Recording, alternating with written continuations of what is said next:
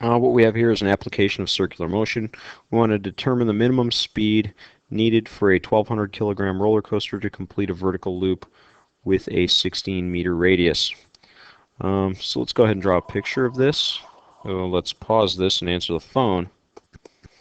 Alright, let's see. I think I was at drawing a picture of this. Alright, so let's go ahead and draw a picture. Here's my loop the loop, and I've got my roller coaster car. Up here at the very top of the loop, we talked about this in class. In order to determine the minimum speed needed to complete the vertical loop, the most critical spot is up at the top. So what we want to do is we want to do a force diagram on the roller coaster car at the very top of the loop. So that would be force of gravity definitely acting down. That would be Fg, which is equal to mg, mass times gravity, mass times 9.8. I'm going to start with some variables first, and then we'll see what's going on. We talked about in class how if we were just making it around the curve, as we go faster, that normal force provided by the track would be great, but as we slow down to get to the minimum speed, we would be going at a speed that would just take us around the curve, so that normal force would essentially go to zero. So the force of gravity, the force of weight, would be the only force acting on this car if we were just making the loop. So that's the end of our force diagram. So at this point, what we would do is we can't find speed from this equation, Vc is equal to 2 pi r over t, because we don't have any information on the time. So what we're going to do is we're going to do this indirectly by figuring out the acceleration, because then we can figure it out through v squared over r. But in order to find that, we're going to use Newton's second law and apply it to circular motion. F, oops, let's do this. Sum of the forces,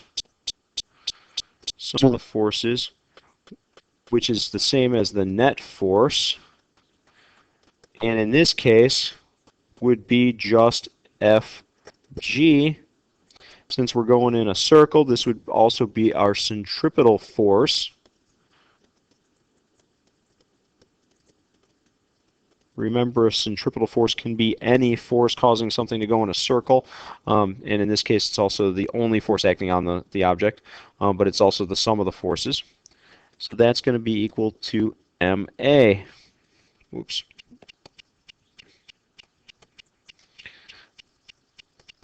All right, this is why I stuck with variables to start with. What I'm going to do is substitute in for F of g, that force of weight, is mg. So I'm going to wind up with mg is equal to ma. I've got m on both sides. They cancel out. For a loop-the-loop,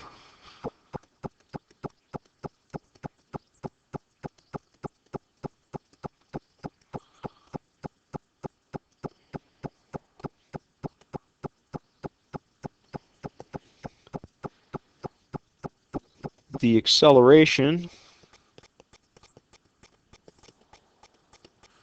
needed to just complete the loop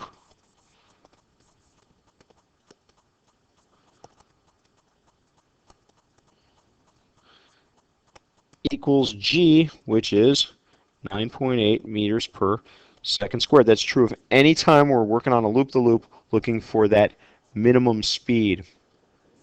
So here's what we can do. We're going to go over here, and we're going to say that A, whoops, is 9.8. So I got 9.8 is equal to v squared over r. So that means 9.8 is equal to v squared over the vertical loop of 16 meters. Keep in mind, you know what, I should put some units in here. Whoa.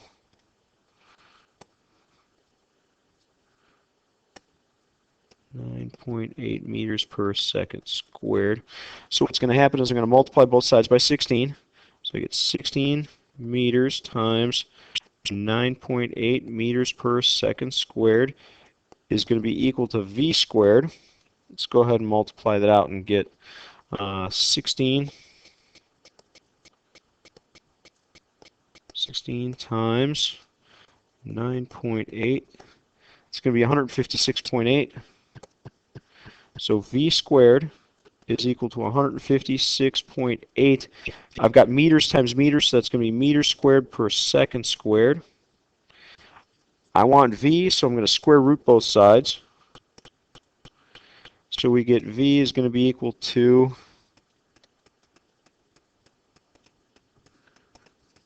the square root of 156.8. So I'm going to do second answer 12.5. 12.5 meters per second. Because I'm also going to square root these meters squared over second squared. So square root of meters squared is meters. Square root of second squared is seconds. So this is my final answer, 12.5 meters per second.